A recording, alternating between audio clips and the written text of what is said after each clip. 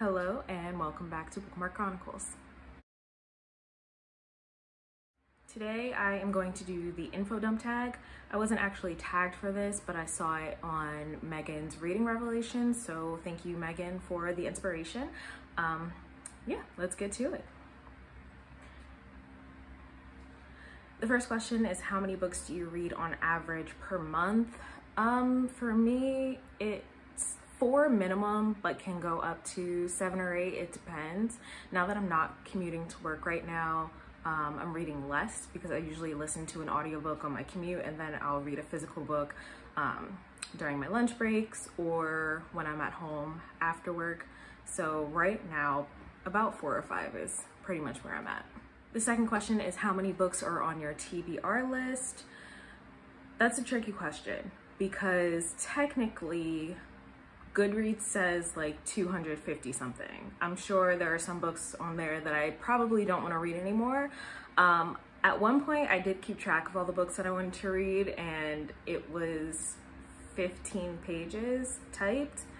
But if we narrow it down to books that I own or books that have recently come out in the past year, it's probably only around maybe like 50-ish. It's not too bad now. I've cut back on reading certain genres, so I think that's helped a lot to narrow that list down.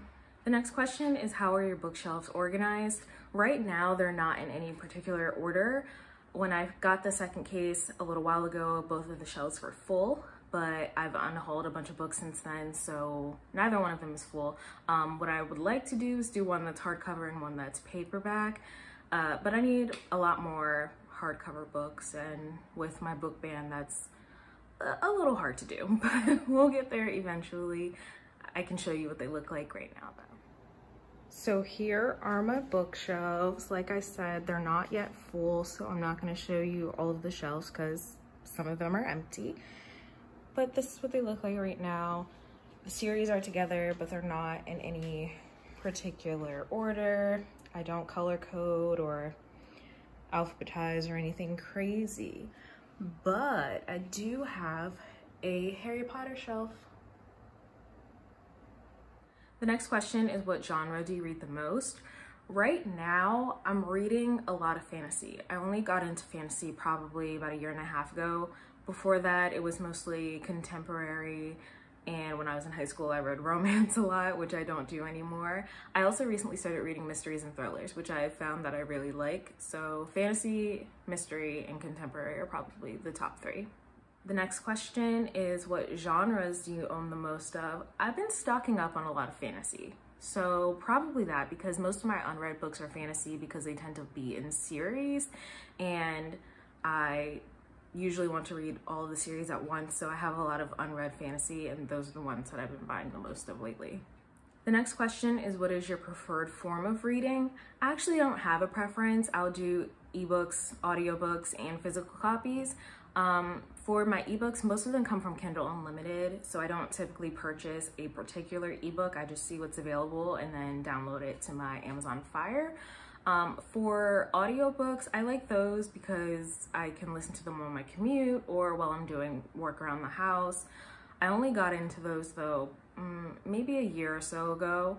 And then a lot of times, if there's a book that has a lot of details and things that I need to remember, I will get both the physical copy and the audiobook. So it really just depends on the book. The next question is, who is your most owned author? Definitely Jodi Picoult. I have most of her books, not all of them, but a good amount. I can show you which ones.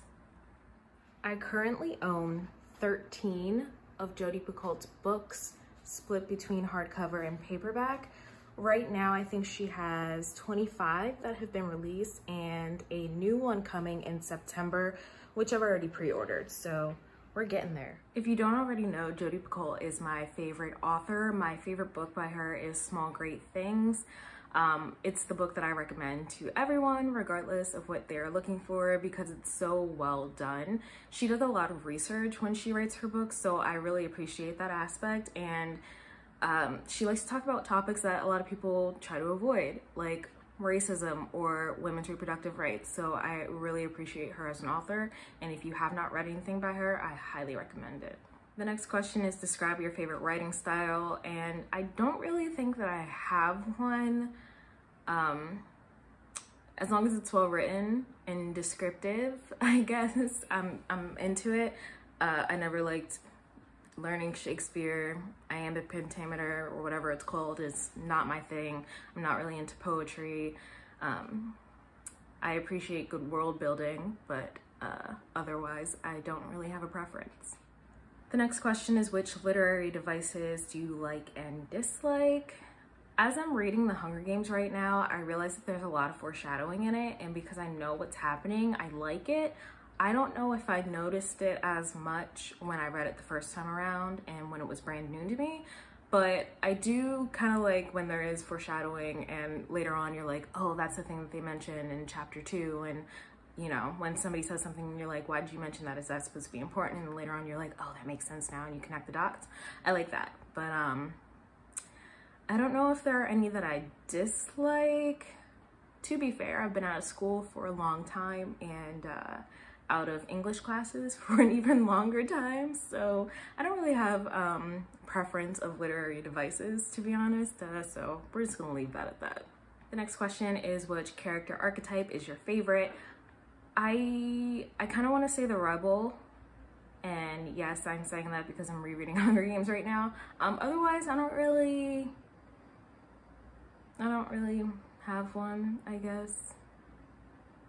The next question is, what is your favorite book setting? Besides Hogwarts, I'd probably say the Grishaverse. I think that Leigh Bardugo did a really great job creating that world, and I love all of the magical elements. I think kind of similar to that, I just finished reading Red Queen not too long ago, and some of the magical abilities in that book are similar to those of the Grishaverse, so those were kind of cool. Probably those two. Otherwise, like I said, I'm pretty new to fantasy, so I haven't really found a favorite yet. The last question is, what are your favorite romantic tropes? If you watched my video on tropes that I dislike, you'll know that the only romantic trope that I like is enemies to lovers. Quite frankly, everything else, it's not it for me. Love triangles, friends to lovers, I'm not into it. So enemies to lovers would probably be the only one that I like, really. That's all I have for you today. Thank you for watching, and I'll see you in the next video.